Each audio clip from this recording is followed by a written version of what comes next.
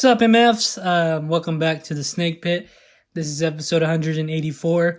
Today, my guest is my brother, my good friend, Rafael Marin, or you may know him as Rafa here in Lubbock, Texas.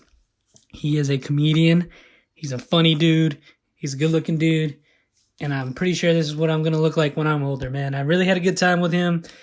I'm glad we finally got to make this one happen. And it's kind of the first time some of the upcoming podcasts that we are going to release is going to be a lot with comedians.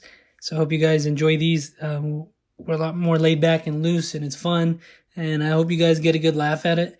And I hope you guys enjoy listening to his story. It's interesting. It's cool. And if you're here in Lubbock, go support the local, open mics. Me and Jen will probably make our way to Bar PM on Thursdays. That's mainly the one we've been to. If you want to catch that with us, hit me up. There's other ones as mentioned in this podcast, but support these guys. Go laugh. We need a laugh. We need to let loose, I believe, as Americans. It's fun. And please, if you're coming over here and you're new, subscribe to my podcast. It is called The Snake Pit with Rattlesnake Roy on YouTube. We currently have 5 different podcasts. We have The Snake Pit with Rattlesnake Roy, which is the one you're listening to. My girlfriend, my co-host, Jennifer, has Lords of Film. And then me and my boys, Bradley, Chris, and Swagadelic have our own podcast. And we call that one Pirate Radio. And then sometimes I open up and do On the Road. And I also... So those are all 4 different audios that you have to search on Spotify and Apple. Links in the description. But if you want to support the podcast even more, you can subscribe to my Patreon and you can watch me and my little sister cook food. That one's called Jump in the Fryer, but the Patreon Snake Pit Studios. Thank you guys. I hope you enjoy. Hope you get a good laugh. And hope you get motivated. Thanks. We'll see y'all. Testing. 1, 2, 3, 3, 2, 1. Whenever you're ready, man. 103.5. La ley, la que manda en Lubbock. Does that sound good? Yep. That's usually what I use to test mics.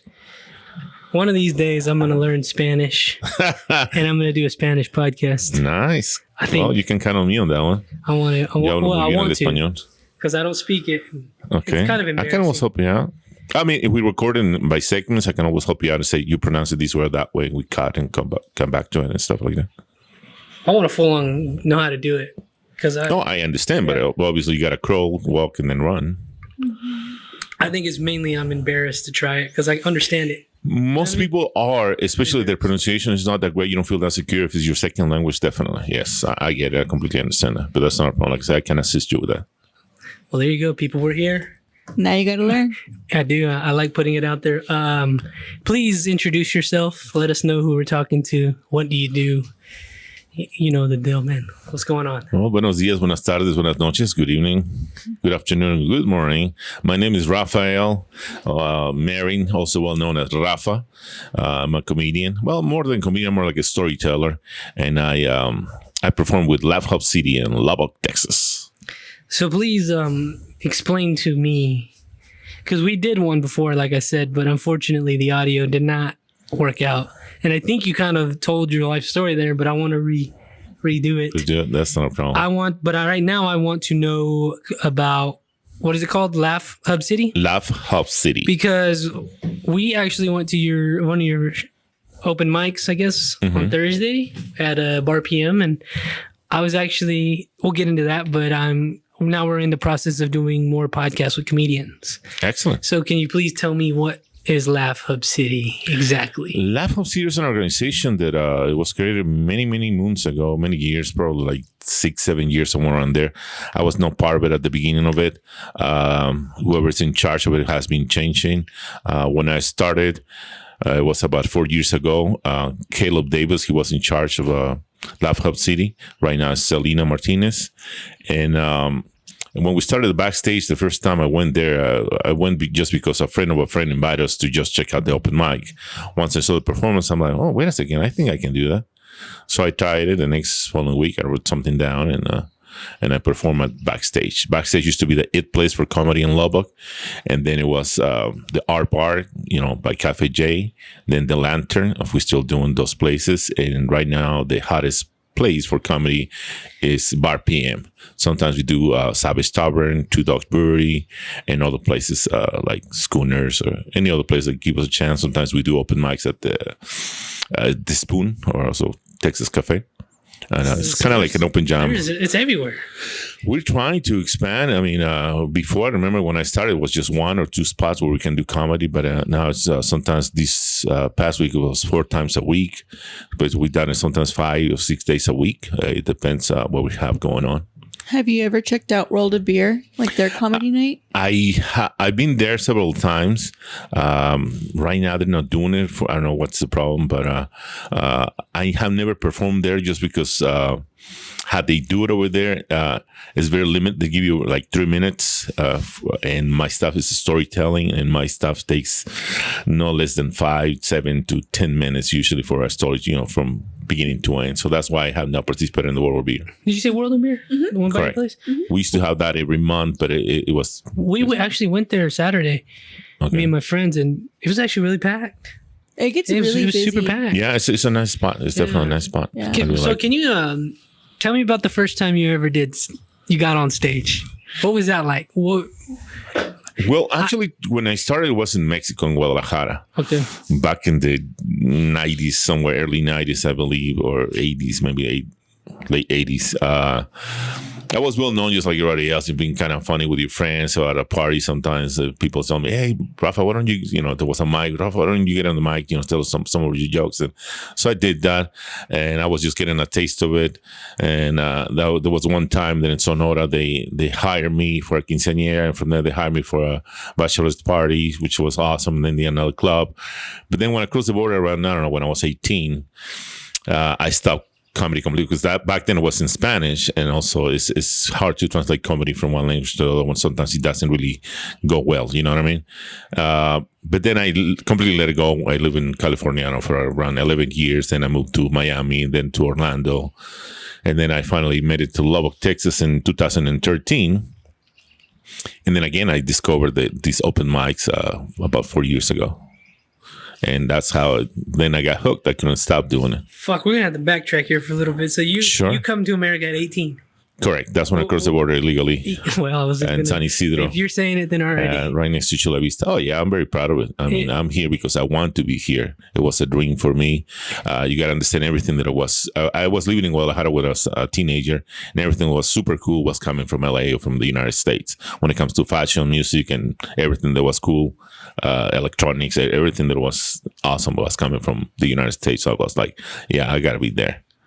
So it wasn't as simple as just going across the border. Back in the days, it was so easy, my friend. Because I know from like my grandparents or their parents, they was just getting in the truck, going, and you're American. That's what they told me. I mean, I was like, damn, okay. It wasn't that easy for me, but this was like. I used to be a rock climber back in the days when I was a teenager, and I was kind of good and stuff. So I was, I can climb a wall. That's not a problem. But unfortunately, when I got there, it was kind of like a hole underneath the fence. So I had to crawl. It was easier to go underneath the fence than going over the fence. Oh, I thought it was like, we're opening our border to come in. No, you still kind of had to do. Yes, I did. You know your grandparents. Yes, it was definitely legal. Yes, sir. It just wasn't as like treacherous as it is now. It seems more fun. Definitely. I have a joke where I say, I don't know if you noticed from where you're sitting, but I'm Mexican. I'm also a real Mexican, 100% born and raised. So you're... Again, one of my jokes is like, I don't know, you can tell that I'm Mexican for where you're sitting. And I'm 100% Mexican, born and raised. I even crossed the border legally, like a real Mexican chingado. And when the guy from Amiga said, hey, he's yelling at me. He put his hand out and said, papers. And I said, Caesars and La Pelas way. And that's why I'm here. But I use that as a joke. But I actually crawled underneath the fence. And one of my friends was waiting for me on the other side of the fence. We went to Chula Vista. We stopped at McDonald's. And then he took me to the San Diego airport. And I took a plane. He bought the ticket with his papers. And back in the days, they didn't check your ID. They matched with the name on the... And so I took a plane. And I arrived like a rock star in a plane to LA. And that was super cool. Damn. Yeah, so that wasn't that bad. Like, all the horror stories you hear about people getting, all kinds of tragedies and horrors going to the border. For me, it was easy. It's all true. So then you move around. I work in LA first for a factory. And I used to be in the production area, making picture frames, photo frames, mirrors, and stuff like that. And then because I was one of the few that spoke English, they moved me to the print room. So I was picking and selecting all the images for the pictures. And then I was already dealing with customers because they go to the print room to select their stuff. And I assist them with that. Before you knew, I was in sales. Before you knew, I was in charge of international sales. There was a lot of people who didn't speak English. So I took care of them. Like I said, that helped me to get into sales. And then I was in charge of international sales because a lot of customers were from Mexico, Central and South America. And I used to take my boss in business trips to Mexico, Central and South America. And we visit a lot of countries, a lot of customers. So that was a lot of fun in LA. And then you go to Florida? Then I moved to, I got tired of LA. I got tired of the smog, the traffic, the violence, the gangs, and everything else that comes with a big metropole. So I decided to move. There was an opportunity for me to move to Miami. So I moved to Miami. And again, it's a huge city, but it's completely different. I mean, I went from one extreme to the other one. And, but then also you get more in touch with people who are like, from Puerto Rico, from Cuba, of course, you know, I mean, from Uruguay, Brazil. Latin America. Oh, right? definitely. It's a different world over there. And so that was pretty cool. After Miami, I ended up, I was in Miami for about a year, but I was traveling a lot. I didn't spend much time in Miami, to tell you the truth. And then after that, I moved to Orlando, where I work in the happiest place on earth. That's right. I work for Mickey Mouse. Yeah. When I started working for Disney, where I work in what they call merchantainment, I was working a couple of the stores right there at the Disney Hollywood Studios. Now it's called, no, back in the days it used to be called Disney MGM Studios. Now it's called Disney Hollywood Studios. But when I was there, I discovered that security gets paid a lot more money and they do a lot less. So I said, hey, wait a second, I'm a big guy. I can take care of myself. So I transferred to security. When I was in security, I discovered they have an elite group called the PCOs, Plain Clothes Operatives. And this was after 9/11. So we did a lot of surveillance, counter surveillance, anti-terror tactics, the entire detail, retail theft, and sting operations with the Orange County and Osceola County Sheriff Departments and their detectives. We did sting operations on stage, backstage, and even outside of Disney property because we used to have a lot of ticket issues and resort problems and stuff like that. So working undercover, it gives you like more insight of what's going on. People don't notice you. You look just like a tourist every day, and you get to keep an eye on things. So that was kind of cool. That was a lot of fun, but unfortunately, I worked for Disney for almost 11 years. Unfortunately, I had to come back from the fantasy world to the real world, and that's how I ended up in Lubbock. So some people, because I had traveled a lot, I had lived and I've seen a lot of beautiful places. Some people ask me, so how come you end up in Lubbock out of all those places? And to tell you the truth, it's like I would have never picked Lubbock to live or to move or anything like that. But it's kind of a long story, but I'm going to make it short. My grandfather was a real Mexican. Like, he was bigger than me, very handsome, on a horse. This is 1940s, 1950s, somewhere around there. And he's a womanizer. He was a good-looking guy. And he had kids, every woman and kids everywhere. And my grandma had enough of that shit. So he kicked him out of the car. And they got divorced or whatever. And then my grandma went to El Paso shopping. That's what one of my aunts tell me. And she fell in love with a soldier. This soldier used to drink a lot, and he got in trouble with someone with a high rank. And as a punishment, they sent him to Lubbock. When we used to 1950. We used to have the Air Force Base. Exactly. Just imagine how tiny was Lubbock back then. You know what I mean? So they tell him, okay, you don't like El Paso? Let's see how you like it in Lubbock. You got to say 1950. You're a soldier with a weapon right above the border. You can do pretty much whatever the hell you want. But I guess he got in too much trouble. And so thanks to this guy's bad behavior, 3 generations of my family moved to Lubbock because my grandma moved here, then one of my aunts, then my mom, then I moved, and then I brought my son along with me. So that's how come I ended up over here. It was kind of a choking for me when I guess I'm used to bigger cities. I remember when I got to the airport, I went to the first door. I had to take a step back right away because I was outside.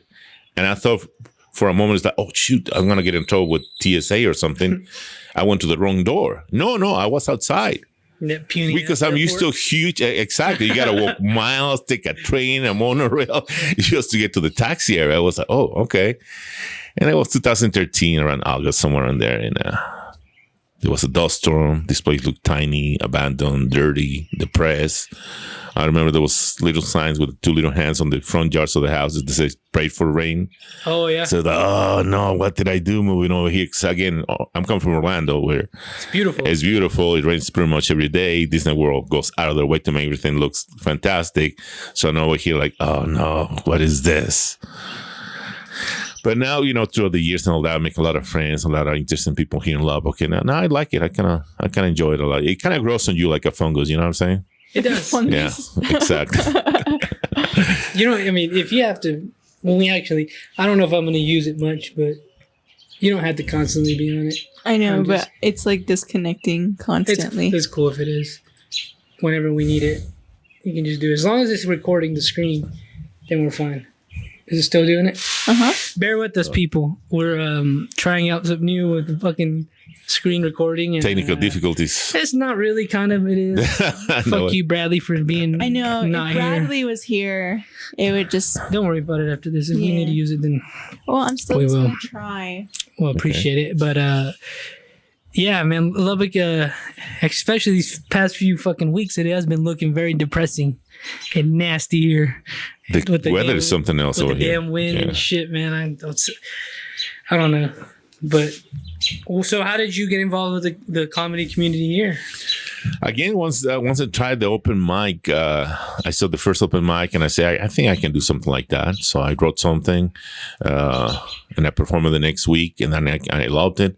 The guys kind of like my style. My style is very different compared to theirs because I don't do stand-up. I do more like a It is storytelling. very different. I was expecting you to tell Jokes, just like, joke after joke. Yeah.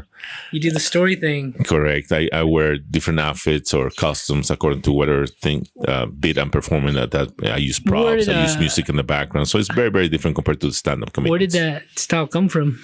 Like, It just came out natural, bro. I wasn't even trying to tell you the truth. The first time I did it, I wear a surgical mask. Like nowadays, everybody wears one of those. But back in the days, nobody was wearing. The reason I did that is because the stuff that I was saying on my in that bit, it was really fucked up. So I didn't want to be recognized or end up on Facebook or YouTube. You know, I'm like, look at what these guys said. You know what I mean? That kind of stuff. God. So I kind of cover myself a little bit, and kind of at the beginning, I was very nervous to tell you too. I'm still nervous from time to time, but it was kind of like a chill between me and the audience, and also it caught attention. And before you knew, I was like, again, wearing different stuff, different outfits, different costumes and stuff like that.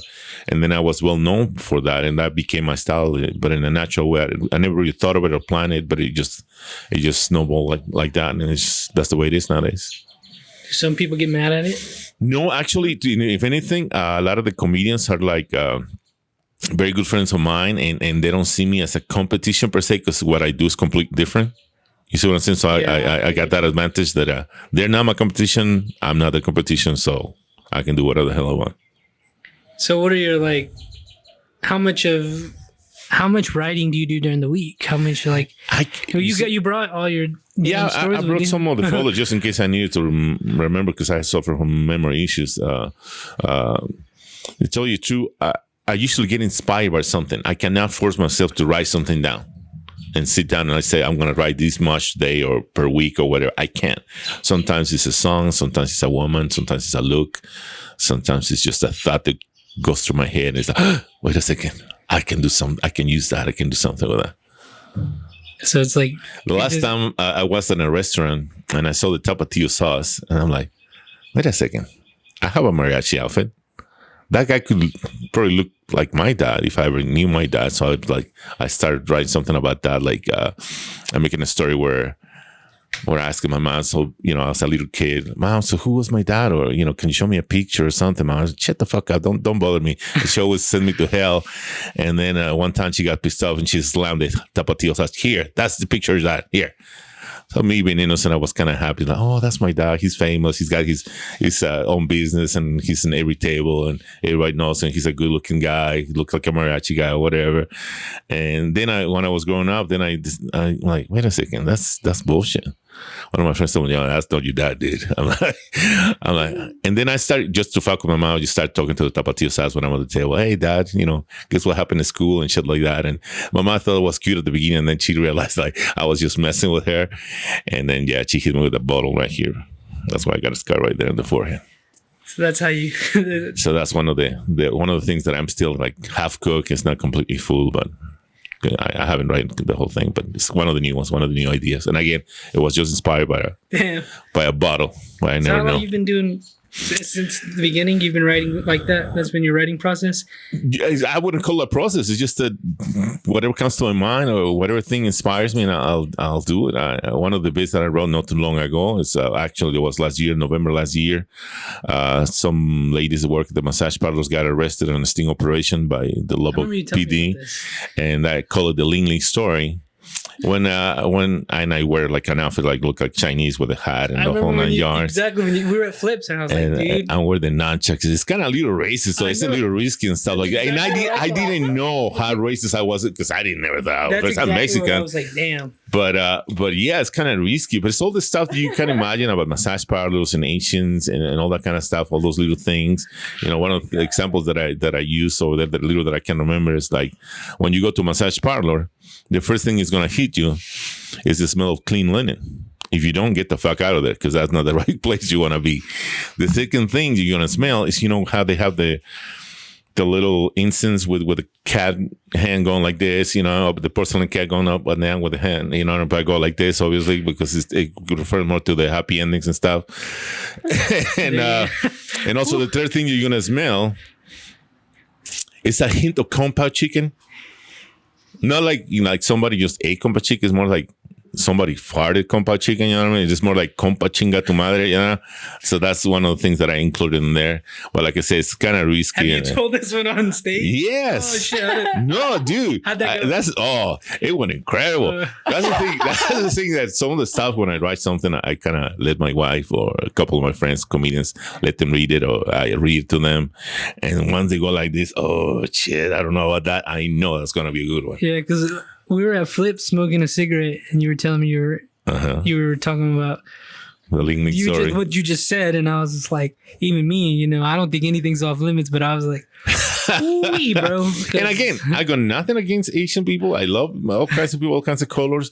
But it's those things that are in the back of your head. Like, everybody's seen a massage parlor here and there. Well, we all know what's going on over there, right? The sting that actually happened, they were all Asian ladies. So. Yeah, and they were really old also. Yeah. They're not younger than 50, but then again, they were the madams, you know what I mean? Exactly, it's a fact. And what's going on in there, you kind of feel kind of vulnerable. I know you've ever been in one of those massage parlors because you got to take all your clothes and lay down, face down, put a towel on your butt. And then you hear that with the oil on her hands, and you're hoping that she's not going to do nothing crazy. You know what I'm saying? Want to play Chinese trap with your Ringy dingy. I don't know if I can. I don't know how much I can say in the podcast. You can say whatever you want. Okay. I just want to make sure. Okay.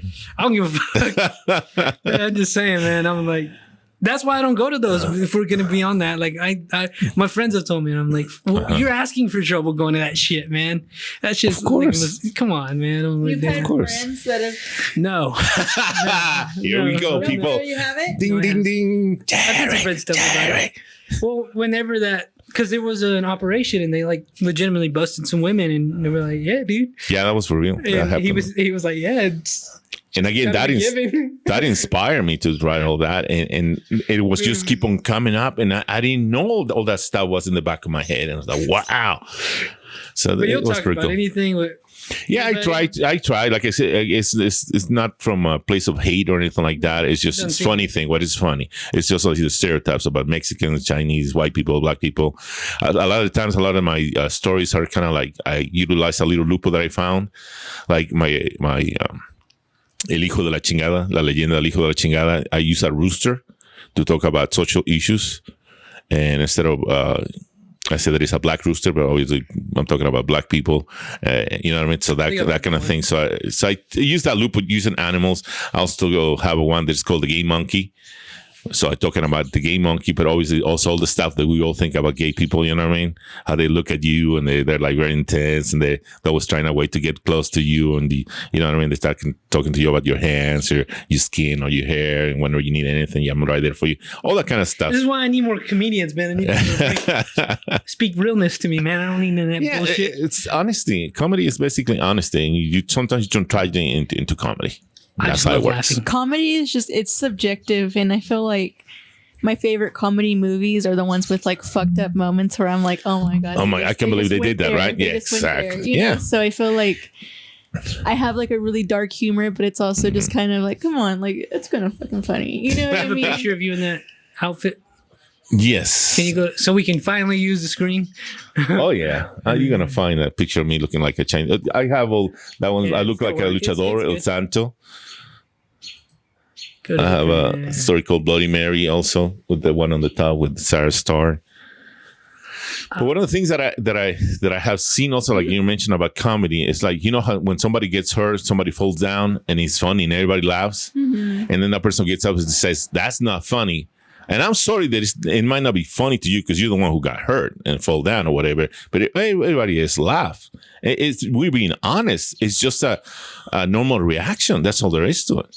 Yeah. And sometimes, it's offensive or touchy or whatever you want to call it. But at the same time, it still is funny. If one person laugh, that was fucking funny. Yeah, I've been thinking about that because I listen to a lot of comedy podcasts, and I've heard somebody talking about it, and it holds true to me too. It's like you don't get to tell me what's funny to me. Yeah, what's funny to me is not. It's funny, secret. It's funny to you, and that's it. And then I think we like that's like some power you got to bring back. Where I'm like, I'm laughing because I think it's funny. I don't give a fuck if you think it's funny or not. Like it's funny to me. You don't get to tell me what's funny.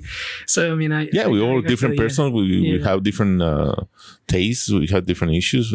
There might be something that there was. I remember there was one time one of the comedians said something about what is it? Losing a child or abortion or something like that, and someone in the audience just happened to have an incident like that, and so she went off. And we're trying to explain to her, I'm sorry, we didn't know you were going to be here tonight. We don't know you. We've never seen you in our life. We don't know what you're going through. This is something that he wrote something for tonight, and that was it. We don't know who's going to be in the audience. And we're not trying to hurt nobody.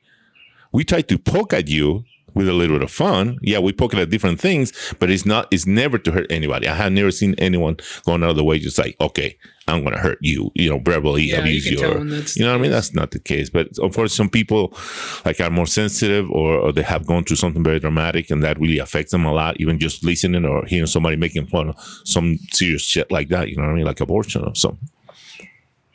But again, it's part of being, you can. I don't know about you, but I can only go so far with knock jokes. You know what I mean? It's not my cup of tea. I might laugh at one or two and the rest of them are just like boring to me. So what's funny to me, and you can see a lot of my style, is very sexually based, like very risky stuff, with racial stuff. Huh? The Vegas story, that's what you told on Thursday? Yeah, the Vegas story, exactly. That was a training. You got to be aware out there. If people pay attention, whenever you see a very good special for Las Vegas, includes the hotel and the plane and everything, is super cheap and shit. Make sure there is not a training convention going on because, that happened to me. I didn't know. She looked beautiful. She looked gorgeous. It was one of the, and I call that's my bit called one of the most romantic nights of my life. Y'all got to go to these stand-up, these comedy nights and hear these stories. Yeah. I'm going to make it more, I'm going to clear my schedule more to go to these. I had fun that Thursday. I'm glad you did. Whatever we did. It was like 4 or 5 of you we heard. Yeah. I liked my drinks. Maybe we can get dinner. We can eat food there. That food looked good. Yeah. Yeah, the food is amazing at the bar. Shout out to my boy Mel. He makes it. He's a good guy, too. Yeah, you know him? Yeah. Yeah, he's a cool dude, man. I didn't know I forgot he worked there. So it's like, how do you get on to is it pretty easy? You just sign up? Yeah, for the open mics, anybody can sign on. If you think you got it, you think you got the nerves, and there's a list there. If there's plenty, because usually we get from 12 to 15, sometimes even 20 comedians, but we can only fit so many in there. And they give you about 5 minutes, about 4 minutes to give the flash with the light, letting you know you only got 1 minute left, so wrap it up. And that's it. 5 minutes is a long time, though. Yes, definitely. Yes, especially if you don't know what you're doing. You're in front of the mic, you froze on the mic. But again, you don't have to do the full 5 minutes either. You can always say, "That was my joke. Thank you. Good night," and just walk away. That's one of the things that you learn as a comedian. You need to tell one joke. Get out on the one, and a high note, and you say, "Thank you. I'm out of here." Don't go down on a low note. That's for sure. One time in my life, I got to get on and tell a joke. Definitely. Just once. And that's all I'm going to do. I'm going to tell one joke, get a laugh, and get the hell out of there. Get the hell out of it first too late. Subscribe to the Snake Pit. That's all I'm going to say. Okay. Fuck. I'm trying to get my friends to go out there. He's been talking about doing stand-up, and I'm just like, do it. I'll help him out. I saw like I don't know if I'm like We were very good with new people, with new comedians. We were very welcome. This group is very, very, very awesome. There's a lot of support from them. so okay. Well, let me ask you this: so what happens after you do like a few like let's say you're good at doing open mics? Mhm. Where do you move on from there? Well, when you're good, the other comedians will notice, and most likely they will put you in what they call a showcase, Okay. and that's when you get paid for your comedy.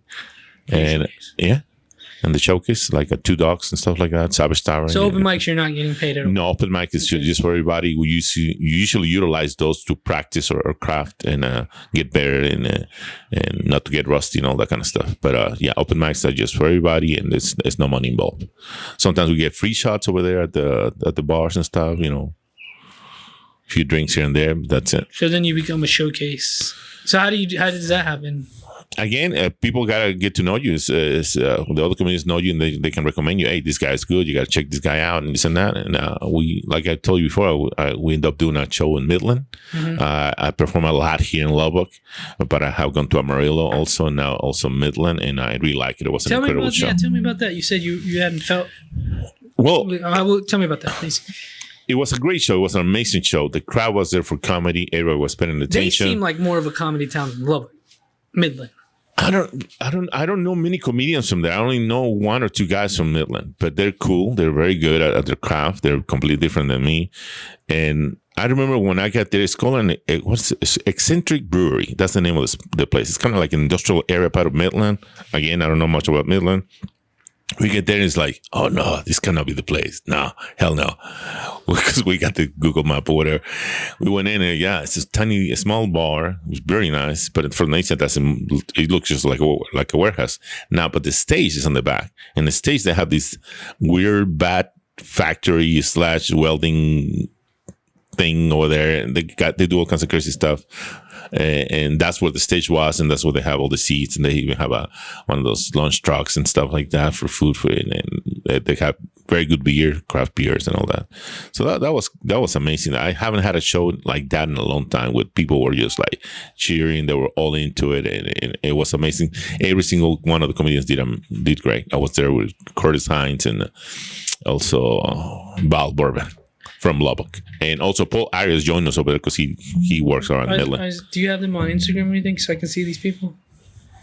Do you have a picture with them? I have probably one of the latest pictures is with them with Go to Facebook, please. Paul Bourbon and Curtis Hines. I'm sorry. That girl, what's her name? Val Bourbon. She is coming up here on Monday to the Snake Pits. She's very good. She's coming up in the ranks. She's hosting now the Bar PM, so I'm very excited about that. Corey used to host this show every Thursday, but now Val Bourbon is taking over, and she's doing an amazing job. She's very funny, right there, so. She's tall, sexy, very attractive. Everything. She's a whole package. Yeah, funny. she's very, very funny. On top of that, then she's funny. You know what I mean? I thought she commanded the stage very well. She has a presence, that's for sure. Yeah, she's done it for a while. Yeah, I don't know how many years though, but she's done it for a while. That's no slight on nobody. That comes with experience, I guess. Mm-hmm. Can you go to that picture, please? This one? No, that one that you were just at with them right there. That's Justin. Shout out to him. Isn't that what's his name? That's JJ Adam. and Adam Morrison. Correct. So who's the fella in the front? The fella in front, that's Curtis Hines. Curtis. Uh-huh. And then I know I see all the other two. Paul Arias had the funny little hat with glasses. We saw him when we walked in, I think. Mm-hmm. And then that guy with the glasses. He's from Midland, Jeff. So this is where y'all were at? We were at Bar PM. Bar PM. Yeah, that's Bar PM. Exactly. And that fella was the host, right? Correct. So he's the one running the show. So how do you become a host? Is that like important? Well, he's the one who's making this show in Midland. He put it together. That was the first show in that particular place ever, and we were lucky to be a part of it. And I believe we put the name of Lubbock Comedy way up there because it was an incredible show. Everybody did fantastic. They really liked us. So we're planning to go back again. Is he as Iron Man? Is this Halloween? Yeah. Right here? Yeah, that's me. Halloween? Or it was just you? No, that was a Halloween party at the time. I don't know that. many years ago. So yeah, there I see it. Sorry. Whenever what was I saying? Oh, when you guys went up there, did you all ride together? Yes, we took Val's vehicle. Was it fun? Oh yeah, we were talking about comedy all the way there, and even on the way back, it was incredible. What time did y'all get home? I don't remember. To tell you the truth, I don't wear a watch. I go out of my way not to wear anything anymore. I keep an eye on the time. When I go out, the party's over until the party's over, and that's it. Never mind the time. I'm Mexican. I can do whatever the fuck I want. You know that. I feel you. I don't have to ask for permission or anything. I mean, I don't want to start no shit over here. I'm just saying. I have certain privileges. I don't make it to the end of that because I'm too fucked up anyway. So oh it doesn't matter to me. I mean, I'm already hammered by 8 o'clock. Also, kind of a day drinking. I usually get out of the house around 9 or 10 o'clock to just to start going out. How do you go when you do a show, or have you had a few drinks? I usually don't drink until after the show. Okay. I might have a beer maybe, but I don't utilize it. Or some people think that to help you or get you relaxed or whatever. No, I can't. After, I can party all you want, but before, no, I try to. Again, I have memory issues. My memory issues started when I was around 15. The police in Guadalajara City stopped me, and they wanted me to confess to something that I didn't do. So they tortured me for a while, and they hit me in the back of the head with a 2x4 a couple of times, and I passed out, obviously, and I couldn't remember much. And they dropped me off on the street again, and they left me there. And since then, I started having memory issues. That's why I write everything down. And sometimes I have my notes in front of me. And also, I have like ADD. Sometimes even as I'm speaking or telling you a story, my mind wanders. And then I'm like, oh shit, where was I? Boy, do I know that. I feel you on that one. Even doing this, I'm thinking of, especially doing this, because I got to think about it another. Yeah, you're trying to be ahead of the game. I'm everywhere, man. Yeah. Fuck. Believe me, I go through the same thing, bro. So you suffered some brain, something in the brain, huh? I never took care of it. I never did anything. I never went to the doctor or nothing. But I noticed since then I have memory issues. Before I was not like that. So I had to read the material a lot. I had to memorize it or try to memorize it as much as possible before the shows. Damn. That's why I don't drink. That's why I'm laser focused on what I'm doing, what I'm performing. I seen you that day, man. You were. It was fun to see you in business mode on Thursday. You were different. You liked it? It was just cool to see. I mean, you were ready, preparing yourself, and thank you. Getting in. And you still get the anxiety and all the butterflies in your stomach and all that every night. But I feel it's just like whenever we run into you, you're just kind of just like hanging out, just kind of like what's up, guys? You know what I mean? That's me. And so it's just like on Thursday, you were determined. You saw it too? Like, yeah. Oh yeah, I have to be laser focused on what I'm doing. And it makes sense, especially that makes sense now. You see? There's a reason why. Can I have one of those, by the way? I've been wanting to. I quit. Definitely. I haven't had a dip in about 2 days. It's like crazy. Can I just see the box? Of course, you can have one too if you want. I got plenty of them. What is this? Capri. Is this like they're skinny, European? long cigarettes. And I like them because they're long and they last you longer than a normal cigarette because before you know, you're smoking 2 in a row. And then That's crazy. Yeah. I really like them a lot. When I just got back from Mexico, I don't know, like 2 or 3 weeks ago, and they're selling over there like flavor cigarettes now, like apple, strawberry, I've had watermelon, grapes, and stuff like that. It's like, so I bought like 7 packs, like one of each flavor. Fuck it. And I thought they were gonna be Camel because the ones they have the little capsule over here. They usually Camel. That is just menthol. But over there, it has 2 capsules also with different flavors and stuff like that. So that's kind of what the hell going on over there? But that's not approved over here because it's kind of like marketing cigarettes to children. So that's not cool. You know what I mean? So I don't think they're gonna be producing or selling those over here anytime soon. That's what. Oh, okay, I see. But in Mexico, they don't give a fuck. I have had those. I want to say I've had blueberry ones and strawberry ones. Oh, the banana one's also good. That sounds good. Yeah. They're really good. Like, I don't even smoke cigarettes, but I remember when I smoked those, like, those were really, really tasty. It's definitely different. Yes. I remember, like, when I got to, like, my last, like, 5, I was like, I gotta savor these for, like, a real sad day. That's how I got my Cuban. I share mine with my friends over there at the comedy Yeah, man. shows and Next stuff time you like go to that. Mexico, let me know because I need some Cuban cigars. In And I know Mexico, people well, in get 'em over Miami, there. used to have them all the time, but they were amazing. The only thing with the cigar is like it takes forever for you to smoke the whole thing, and I don't like to save it. I don't know. I love it. But it takes hours, and you get this little buzz, and I they're like the pretty oral cool. asphyxiation. Yeah. That's why I was dipping. I just haven't had a dip in about almost 2 days. It's been bugging me. Uh-oh. I almost went and bought some. That shit's so hard to quit. I bet it is. We- And me to tell you, Josh, I have actually never got hooked with either alcohol or drugs or cigarettes. I usually smoke when I go out only. I don't do it when I'm at home or when I work. I just can't. It's like a social thing. It's more of a social thing. Exactly. I'm more like a social I have a smoker. little hit of that. It just looks cute. Sure. You feel a little sexy also with it. I don't know Yeah, if like I I know, like, y'all are like. That's why I enjoy it a little more. Like you're like man. I was trying to make it hands, look manly. No, right? Like I'm just a kid with a manhood. I don't give a fuck. So they sell these anywhere? Or do you have to go find them? They don't sell it everywhere. I got them at Market Street. I feel like this is shit you can buy at Robbie's. It's probably, like a European thing. I don't know. Seems like it. Maybe. What do I know? I'm not an international man. How much do these cost? Pack of this. $7-8. Normal nowadays. Yeah, just another. No, Brian. What a small little. It's a good idea though. You're not smoking. Two Those or fucking three. cowboy Yeah. killers will fuck you up, man. Yes, they will. So are you so you can go back and forth between here and Mexico, no problem? Yeah, I committed the ultimate sacrifice and I married a white woman, so I got my papers. I said as a joke, she used to call me my baby. I used to call her my papers. You know what I mean? What that process was like, but I guess it was a little bit more simple. Yeah, I fixed my papers when I was in LA. Long time ago. Now I'm a citizen, so I can do whatever I want. How long have you been a citizen? Since Obama started in office, I don't remember the year to tell you the truth. Oh wait, Somewhere around there, I guess. I it's don't know. kind of not too long ago.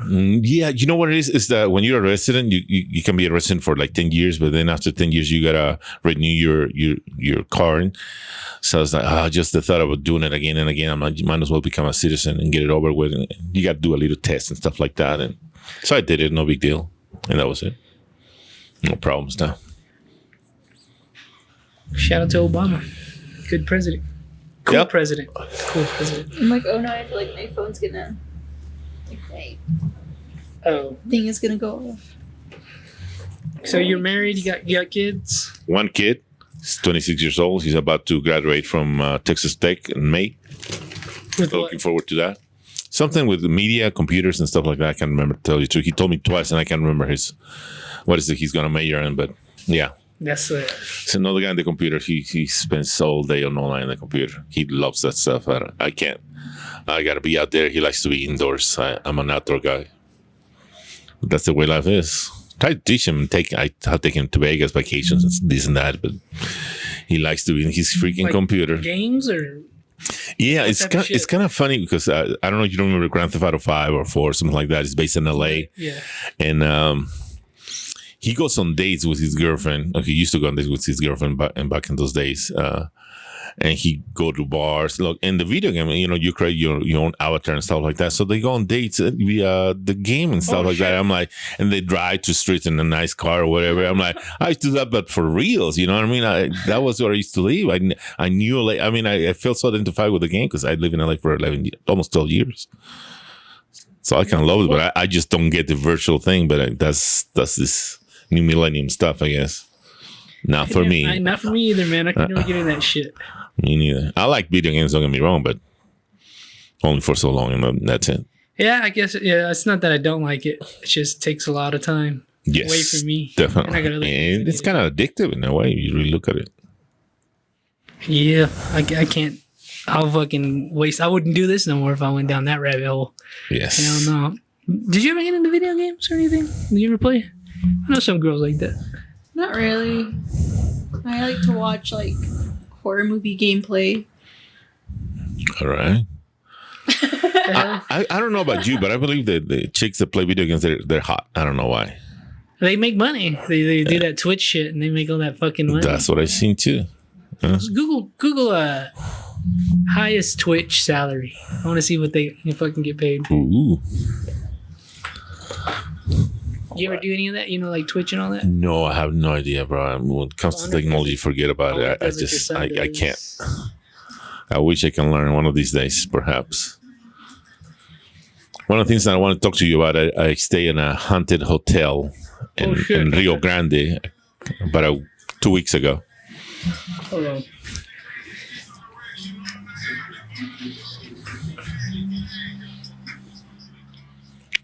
I stay in this hotel called La Borde.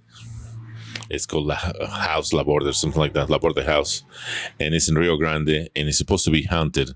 There was not that many hotel rooms available because the army, the reserve is there because of all the issues in the border. So they got all the hotel rooms. So I was lucky to get a room over here in this place, La Borde House. A shout out to the girl who checked me in. She was super cool with me. Stacy, I believe was her name. And but she never told me that the room that I stay in, it was haunted. And it was super cool. It was one of those rooms, and I'll show you the picture, that it looks like if you are you're about to see freaking Dracula walking in there, dude. It's very, very cool. And the next morning when I woke up, that's when I realized that that's a haunted hotel, especially that room, because they had put a sign on the closet, and it tells you the story about this girl who used to be the daughter of this gentleman called Laborde in, I don't know, 1800s or whatever. And she got caught having an affair with a married man, and that was kind of like big taboo back in the day. So she committed suicide, and she hung herself in that room. And just to show you, these are some of the pictures you want to scroll. So where is this at so we can look it up? Rio Grande, La Borde House. And the next night, because I stayed there 2 nights, the second night that I stayed there, I started hearing noises, but it was just like regular noise, you know, when someone's walking or somebody flushed the toilet somewhere, of course, all the plumbing shakes or whatever, you know what I mean? Every sound that I justify what it was. I'm not scared much, to tell you the truth, but there was a sound around, I don't know, 5:30, 6 o'clock in the morning, and it was like, and I'm like, don't start with me, bitch. I'll fuck you. I don't care if you're floating in the air or you're transparent or whatever. I'll jump on the bed. I'll catch you. Dude. I'm horny tonight. Don't fuck with me. You know what I mean? I don't want to hear 5 years later, oh, this is Gasparin. You know, this is Casper, you 5-year-old or whatever. No, that's your problem. You started this shit. The next morning, the same morning, but at 10:30, somewhere around there, I went downstairs to have coffee. And that's when I discovered that it was just like a dove or like a pigeon that makes that sound. Oh. I didn't know. I was thinking maybe it's a couple having sex next door or something. Yeah, me too. So that was kind of funny to me. That'd be a good story to tell. Yeah, I started to write something about it. That's why I wanted to mention it. You're crazy. You are a dirty dog. Yes, I am. As you can tell by my style of comedy. Well, since you were on the subject of staying in a haunted hotel, do you have any ghost stories? Have you ever experienced To tell you the truth, that was the only time that I kind of very little. Yeah. I remember when I was a child, when I was a kid, I don't know, 7, 8 years old, somewhere around there. We used to go to the cemetery in an old little town called Alamos in the state of Sonora in Mexico. And we used to go with a cuija and everything, a couple of my cousins and I, and we used to see if any ghost will appear or the devil, and we used to curse the devil. Come on, bitch, come on. You're nothing but shit. Come on, you're scared of me and stuff like that. We all macho men in there and stuff like that. And we never experienced anything. Huh. I wish, though, you're true, but nothing. Yeah. And I have worked with dead bodies and at the morgue and stuff like that. Nothing, absolutely nothing. At the hospital, when they say that this floor or this room or this area is haunted. Absolutely nothing. I heard sounds and stuff like that, but it's nothing scary or nothing that I can say, nah, yeah, that could have been, nah. I can justify pretty much any sound, so. So nothing scares you? So far, no, bro. I've been kind of lucky. I've been through a lot of things in my life. My father kicked me out of the house when I was 16. I live in an abandoned house for a while. I was homeless for a while. I've been in many fights. I've been stabbed. I've been shot at in 3 different countries, in Mexico, Panama, and the United States. I used to be a rock climber too. So like I said, fear was never a factor for me. There's only one time that I can say that one of the scariest things that happened to me, that's when I was working in Walt Disney World.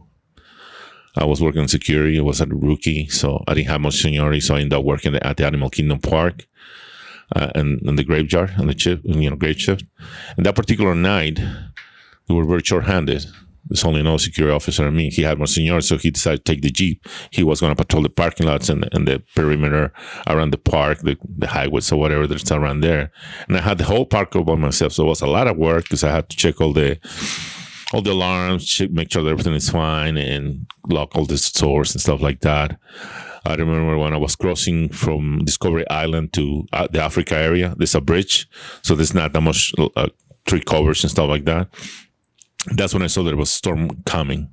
And I'm like, oh no, I'm going to get wet, and thunder, lightning, wind, and everything started picking up.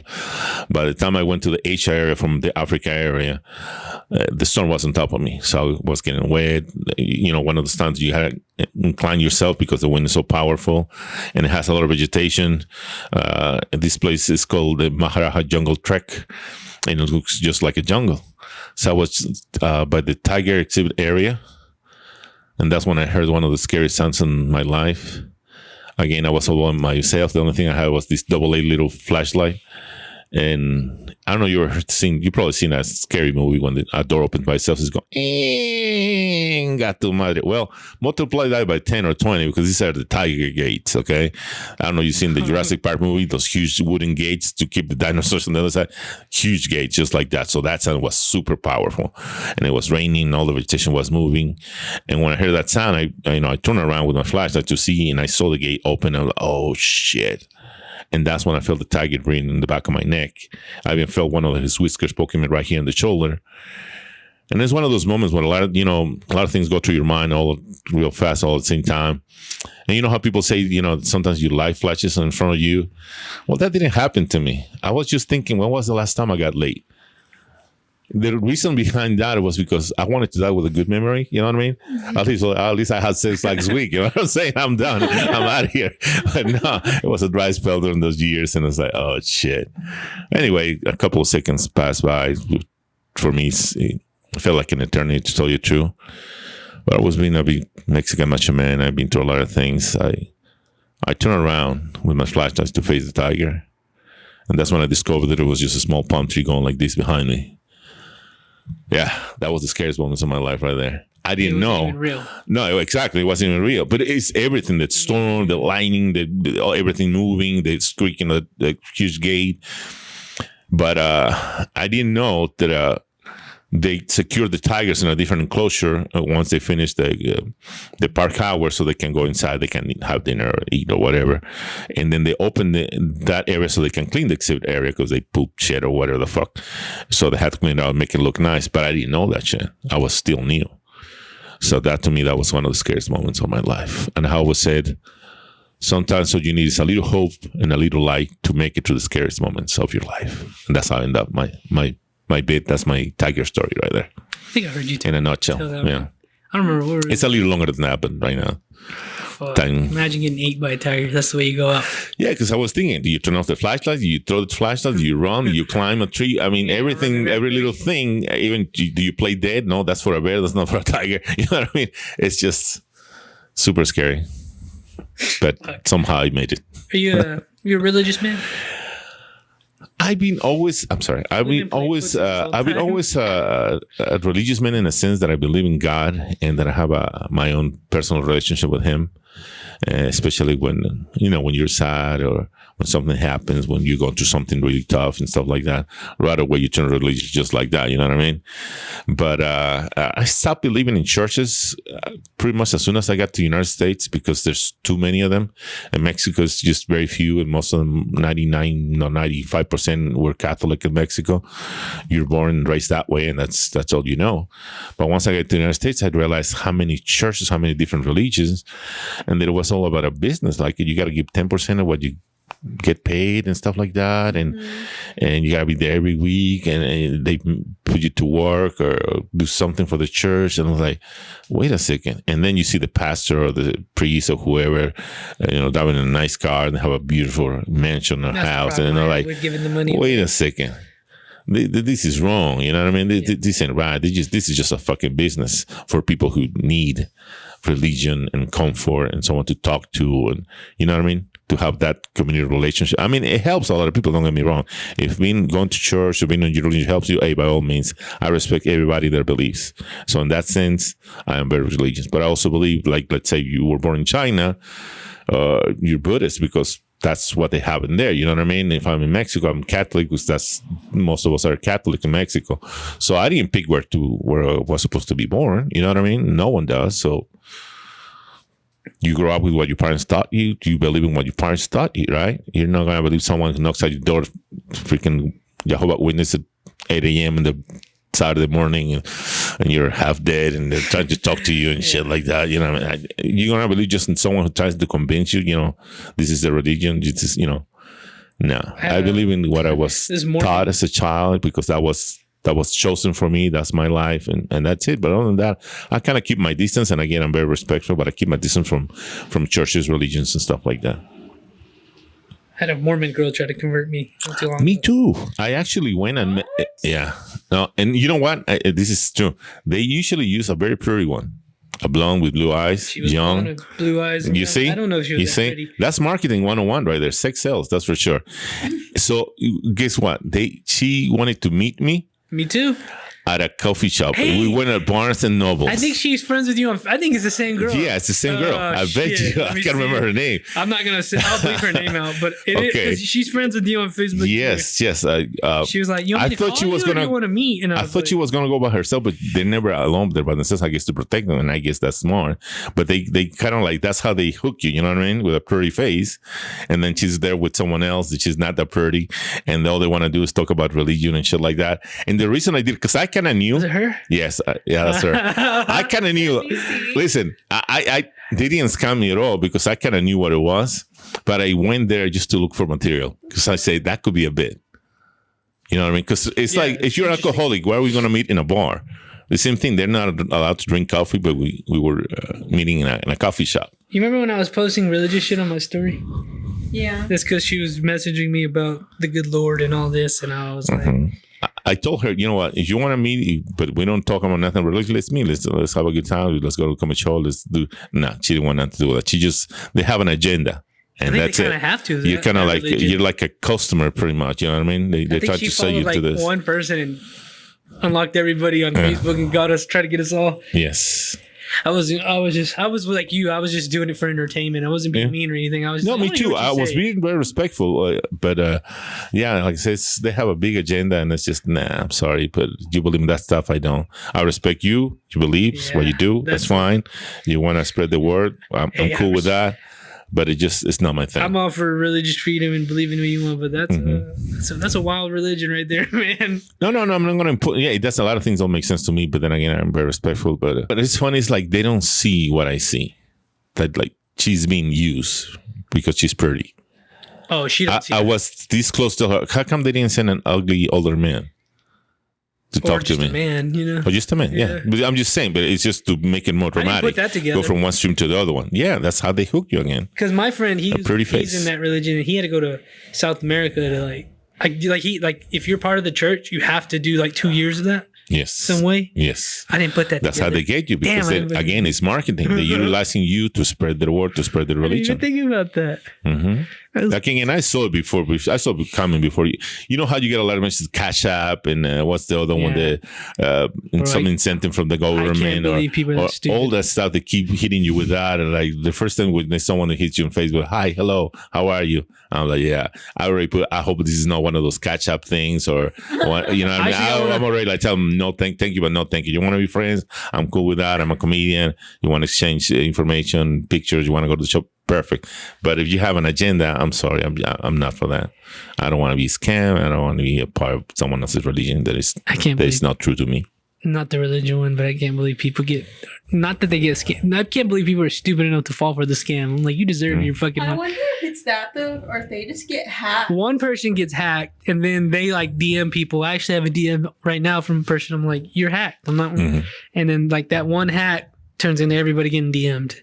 But you can tell it's like a robot messaging you. It's not Correct. human. The spelling is wrong. Yeah. Some of the words don't make sense. Or It's like if you see their post, they don't spell words right, and then the messages are just grammatically correct as fuck. And I'm like, that's just not yeah, you. Yeah, What you know? Yeah. that's true.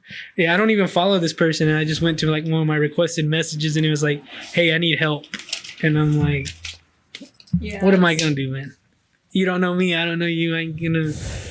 Yeah, again, I want to be friends with everybody, but it's just if you have an agenda, I don't want to be part of that shit. I didn't even think about that. It's one of these the same chick. Yeah, she probably messaged about 20 other people who was mutual They friends. can with get her. as many as they want. I guess That's. they try. I wonder if she was real.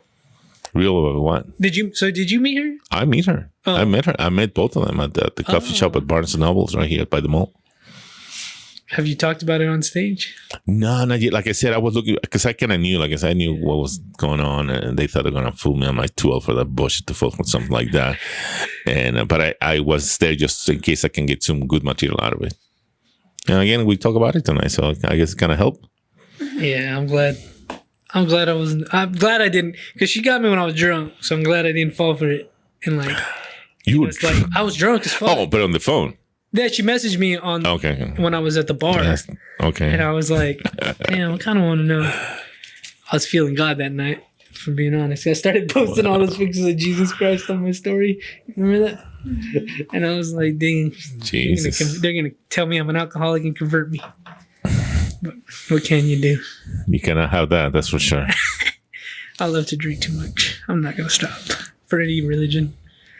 But anyways, God bless you all. That was Definitely. that's funny. But, With all the due respect, yeah, man. we have different tastes and different So outlooks in life. what are some of the future dates you have? I have Savage Tavern. I'm going to be in this comedy show with Rainey. Is going to be the featured comedian, and also with Gary Darcy.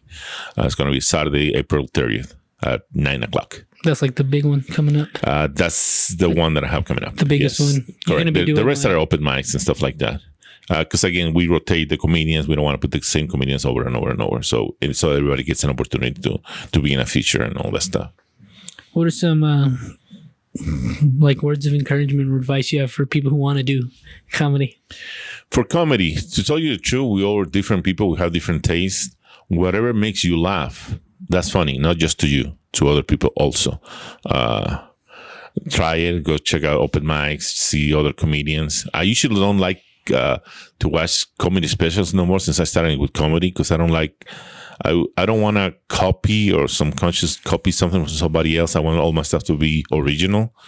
So that's why I kind of, unfortunately, I had to stay away from that kind of stuff. So that it's, because you never know, it's in the back of your head, your subconscious stuff like that. So that's why. But try it. It's a beautiful thing. I believe we need comedy nowadays. We've been through a lot of people. I would like to dedicate this podcast, if you don't mind, to those who are here, those who are no longer with us, and especially to those who have gone through hell and back through this pandemic and this tragic time in this world with the war and almost third world coming up and shit like that. Life's too short, so you got to live it. You got to have fun, laugh, and you got to laugh, definitely. And you can make other people laugh. Go for it. It's a dream, and it's amazing when you knock it out of the park. It's the best feeling you can get. I don't know if you want to compare it to drugs effects or whatever, but it's a great feeling. The adrenaline, or all the endorphins, and all that shit that goes through your body, and it's the memories that will stay forever in your head and your friends and family. So comedy, that's for sure. Friends and comedy, huh? Yes, sir. So before we finish this, Savage Tavern, 9:00. Bar PM. I'm just saying there's other different places. Different Okay. places. Let me start with in order. It's going to be the Art Bar on Tuesdays behind Cafe J. On Wednesday, the Lantern. On Thursday, Bar PM. And then other showcases could be pretty much anywhere. Savage Tavern, Two Dogs Brewery, Schooners. I'll shout out to Axe Raider. Also, sometimes we do shows over there. It's pretty cool guys. Hell yeah. There. I forgot about that place. So, especially Jacob Carizales, one of the best comedians that we have also in town. Sweet. Well, Thank you for doing this. I'm glad we finally. This one's gonna be out. We're gonna have the people listen to this, and Excellent. if you can't laugh, well, then I don't know what to tell you. You're a lost cause. But you got any final words, Jennifer? I just want to say, you speaking about like your life, and you've gone through some shit. You know what I mean? Like you definitely have. So you're like a true testament of like your shitty times don't define you.